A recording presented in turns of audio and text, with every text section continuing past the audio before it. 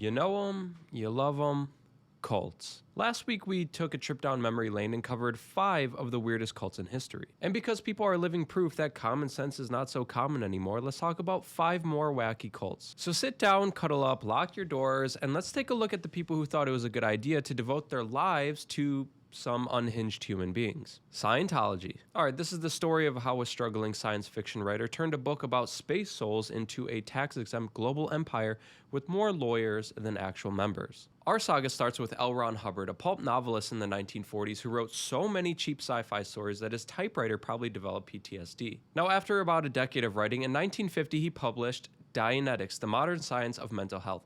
Basically, it's self-help fan fiction about clearing engrams, which are supposed to be traumatic memories from the past that live secretly to ruin your day. If you read it, it's like Freud meets Area 51, but for some godforsaken reason, people just ate it up. The book somehow became a bestseller. People started calling him doctor, and suddenly the man who once wrote about alien emperors was actually giving actual therapy. But when Dianetics started collapsing under the weight of unpaid bills and angry ex-patients, Hubbard decided to do what any psychopath would do next. Well, he started a cult. You see, because in 1953, he literally invented the religion, the Church of Scientology. Why? Well, according to legend and some very bitter ex-members, he once said, quote, "If you want to get rich, start a religion." Well, mission accomplished. Hubbard built this cult, or Scientology, kind of like a corporate video game. You audit your way up through the spiritual levels by confessing your deepest secrets into a machine called the E-meter, which is basically just a glorified lie detector that looks like it was built out of Radio Shack leftovers. Now, each session that you took cost thousands of dollars and got you closer to the level clear. But clear wasn't the end. No. That would make the game too easy. You see, beyond that were OT, operating Thetan levels, elite secret teachings that make Star Wars sound like a documentary. And only once you forked over enough cash and loyalty, Hubbard revealed the big twist. Over 75 million years ago, an evil galactic overlord named Xenu rounded up billions of aliens, stacked them around volcanoes around the Earth, and nuked them with hydrogen bombs. Their traumatized souls, called Thetans, now inhabit human bodies, yours included. And Scientology is supposed to free you from them, so essentially your depression is apparently caused by volcano ghosts. And what gets even crazier is that by the 1960s and 70s, Hubbard had an actual navy. And no, I'm not making this shit up. It was even called the Sea Org, a paramilitary-style group of devoted followers who lived on ships, wore naval uniforms, and signed billion-dollar contracts. In the Navy!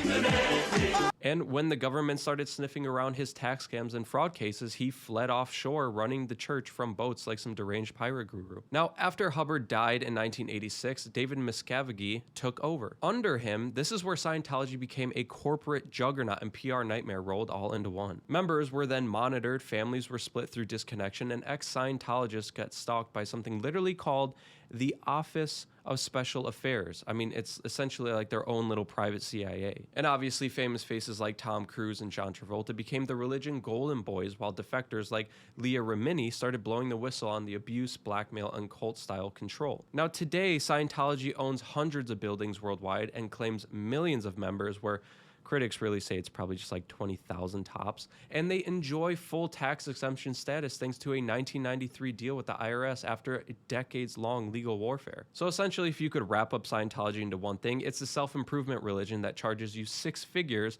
to learn that your anxiety is caused by ancient alien trauma. A Hollywood-coded pyramid scheme where salvation is behind a paywall, your secrets are filed for life, and the final boss is a guy named Xenu with a volcano fetish. So the Anthill Kids are one of those stories that make you want to essentially just bleach your brain after hearing about it. This one is full of how was this guy ever allowed near another human being type horror cult. So the short version of the Anthill Kids is it's what happens when an alcoholic handyman reads the Bible, drops acid, and then decides that he's Moses. The ringmaster of this entire freak show was Roch Thurlow, which I don't know how to say that. I mean, French names are weird, but he was born in Quebec, 1947. Now, growing up, he was just a chubby kid turned wannabe prophet who grew up Catholic, got into Adventist apocalypticism, however you say that, and later decided that he could outpreach God himself, which, if you ask me, is pretty ballsy, but let's just keep going with it. Now, he was smart, manipulative, and somehow weirdly charming, like if Charles Manson had a French-Canadian accent and a hardware store discount card. I don't like that. By the late 1970s, Roque had gathered a small flock of followers, mostly young women who thought he was a spiritual healer. He convinced them to leave behind their jobs, their families, and identities behind to prepare for the coming apocalypse. Now, once he gathered everybody, they set up camp in the Quebec wilderness, where Roque built a commune that he called the Ant Hill, because in his words, we should work hard like ants. And at first, it was the usual cult starter pack. It was detox diets, homeopathy, doomsday sermons, the whole 9 yards. But quickly, Roque went full psychopath. He banned sex between anyone but himself, classic move, declared himself the reincarnation of Christ, and renamed everyone with biblical names like some deranged dungeon master. And he controlled literally everything within this cult: food, clothes, marriages, and slowly descended into a mix of alcoholism, paranoia, and complete violence. At first, the abuse started small and essentially just got worse every single year. He'd punish followers for imaginary sins that he just thought up about: beatings, starvation, and sometimes even amputations. Now, here's the crazy part. He claimed that God himself told him to perform surgeries without anesthesia, because what the fuck does modern medicine know? We're talking about literal horror movie type stuff. He once cut off a woman's arm, another time castrated a man, all while followers thanked him for curing their sins. And when people tried to leave, he would threaten them, hunt them down, or sometimes even worse. Now, by the mid-1980s, the Ant Hill kids weren't a commune. They were essentially just hostages, like everyone in a cult. Roque had multiple wives, fathered over 20 children, and ruled through sheer terror. Eventually, even the Canadian government caught on after one of the kids was taken to a nearby hospital with missing toes.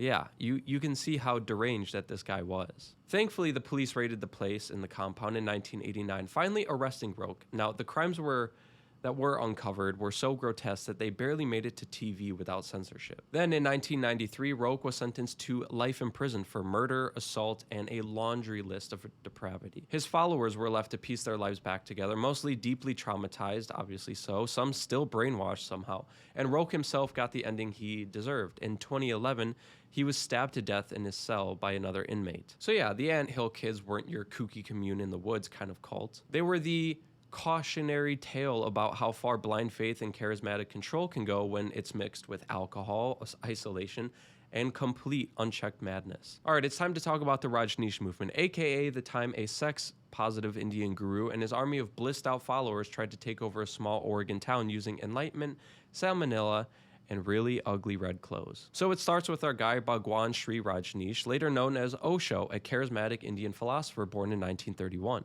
In the 1970s, he became famous in India for preaching a cocktail of free love, meditation, capitalism, and complete chaos. He told his followers that materialism wasn't bad. God wanted you to be rich and horny. Naturally, Westerners loved it. The movement exploded with middle-class Americans who still wanted spiritual depth without giving up their BMWs and blowjobs. And then by the early 1980s, India got tired of the noise and tax evasion, so Osho packed up and moved to the United States, setting up commune in Wasco County, Oregon in 1981. Now, he called this Rajneesh Puram, a supposed utopia of peace, meditation, and self-realization. His followers, known as sannyasins, wore orange or maroon robes and worshipped him like he was a spiritual Amazon Prime. Instant enlightenment guaranteed. But here's where it gets a little wild. At first, it looked like it was a hippie dream. Thousands of followers building a city in the desert, meditating, chanting, and having open relationships that made Woodstock look childish. But Osho's right-hand woman, Ma Anand Sheila, was the real boss, a foul-mouthed, razor-sharp administrator. You can kind of think of her like less of a Mother Teresa and more like a mob boss with a meditation schedule. She ran Rajneesh Puram like a spiritual dictatorship. Anyone who crossed her got exiled, spied on, or allegedly poisoned. And then came the peaceful coexistence part, which lasted all about 5 minutes. Now, their new home when they set up their commune was near a sleepy town of Antelope, Oregon, with a population of about 40 people. I mean, just imagine that you're a retired farmer and suddenly 1,000 people in orange or maroon robes move in talking about cosmic orgasms and socialism. You can already obviously see that this is not going to go well. So locals obviously lost their minds, so the Rajneeshs decided to take over the town through legal elections, and it actually worked. Because when your town is full of 40 people and a cult of thousands of people move in, they eventually won seats, renamed the town Antelope Rajneesh, and started building an airport, a dam, and a 64,000-acre commune that made the U.S. government very nervous. But obviously, power trips never end quietly, and to keep control, Sheila's crew armed themselves with wiretapped enemies and stockpiled weapons, just in case. And when the county elections threatened their majority in the town of Antelope Rajneesh, they launched the largest bioterror attack in U.S. history. That's not an exaggeration. Because in 1984, followers contaminated salad bars in Dallas, Oregon with salmonella, sickening 751 people just to suppress voter turnout. Now, their plan was to poison the town so their candidates could win. Democracy, but make it a little dystopian. And then by 1985, everything collapsed. The FBI and INS raided the commune. Sheila fled to Switzerland, and Osho, suddenly pretending he had no idea what was going on, got arrested on immigration fraud and deported. Rajneesh Puram obviously dismantled, and locals remained in Antelope, and the dream of enlightened anarchy died under federal indictment. Osho then later rebranded himself as a misunderstood mystic, releasing thousands of hours of lectures about conscious living while sitting in one of his 93 Rolls Royces. He eventually died in 1990, probably still wondering why America didn't get him, why they didn't want blowjobs and spiritual death. So essentially, to wrap up this entire cult, it's a cult that started with free love and ended with bioterrorism, proving that nothing says inner peace like trying to win an election by poisoning a salad bar. Now, the Order of the Solar Temple wasn't your average cult, which, I guess none of them are really. It was like if the Knights Templar, Heaven's Gate, and a pyramid scheme all had a very French baby and raised it on cocaine in the Book of Revelation. So to understand this, we have to rewind to the 1980s. Two men, Joseph D. Mambro and Luc Giraud, decided that the world was spiritually doomed and only they could save it. I feel like we've heard that somewhere before. Now, Giraud was a Belgian doctor turned New Age lecturer who loved talking about cosmic harmony. And De Mambro was a shady French financier with a god complex and a talent for draining bank accounts. Together, they founded the Order of the Solar Temple in 1984, blending Christianity, Templar mysticism, astrology, UFO lore, and straight-up delusion. And their core belief, humanity was spiritually corrupted, but the chosen members, which, guess who, would be reborn on a planet orbiting the star Sirius after a fiery transit, because apparently Space Jesus drives a UFO. Now, at its peak, somehow this group managed to get over 400 to 500 members, mostly upper middle class professionals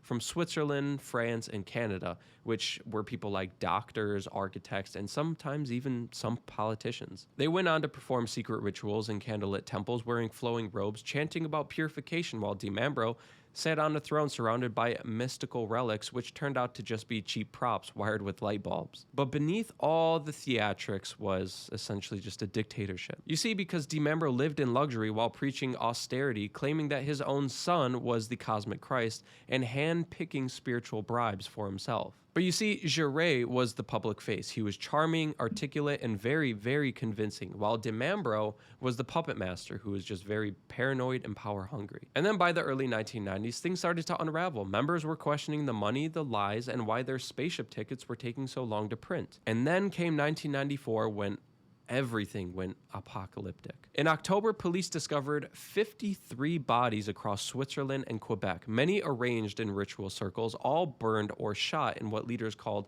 a collective transit to the afterlife. Among the dead were, unfortunately, children, entire families, and both De Mambro and Giraud themselves. But the horror didn't stop there, because more coordinated deaths followed in 1995, which 16 more in France, in 1997, where there was 5 more found in Quebec, with surviving members carrying out follow-up transit because they didn't want to, miss the spaceship. The movement had somehow effectively turned mass murder-suicide into a recurring event, even after the founders were gone. So I think this cult proves that when someone in a robe starts talking about transcendence through fire and interstellar birth, it's time to leave the temple and call the cops. All right, let's talk about the movement of the restoration of the 10 Commandments. Geez, way to pick an easy name for a cult. All right, the movement of the restoration of...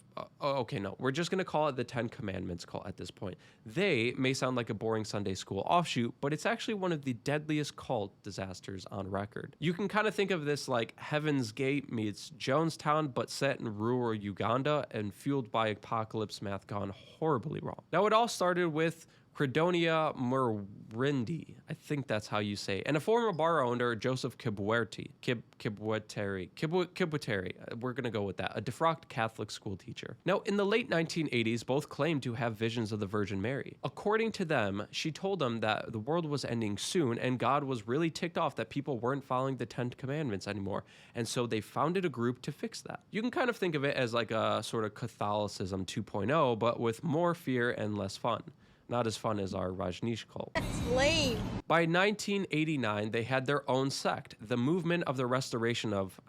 You get it. I mean, their pitch was pretty simple for a cult. The apocalypse was imminent, and the only ones who obeyed all 10 commandments would be saved. Members essentially had to live like saints. No sex, no soap, no talking without permission, no laughter, literally, and absolutely no lying, which is extremely ironic considering the entire leadership was built entirely on that. They held up the Virgin Mary as their central figure, fasted constantly, and spent their days praying, working, and preparing for the end times. At first, it looked like a harmless doomsday sect. They grew really fast, hundreds, then thousands of followers in rural Uganda and neighboring countries, mostly disillusioned Catholics, farmers, and poor villagers. They lived communally, sold possessions, donated land, and followed very strict routines. But the cult's leadership and a few other visionaries were living it up behind the scenes, funneling donations and dictating every aspect of members' lives. And then everything changed on December 31st, 1999. The leaders said that the world would end at midnight and the faithful would ascend to heaven. The followers fasted, slaughtered cattle for a Last Supper, and sold everything that they owned and prayed through the night. But then, when January 1st, 2000 rolled around and the world kept spinning, things got a little awkward pretty fast. Members started demanding refunds, others began questioning the prophets, and nothing enrages an apocalypse prophet more than bad customer service. So the leadership came up with a new plan.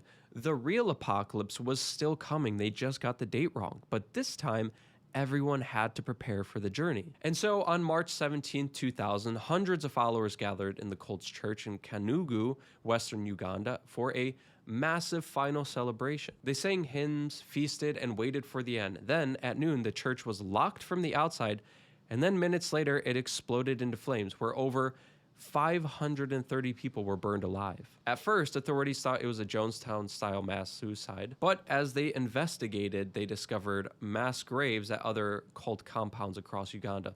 Victims were essentially poisoned, strangled, or stabbed weeks earlier. And the total death count was over 900 people. And their leaders were either all dead or, surprisingly vanished.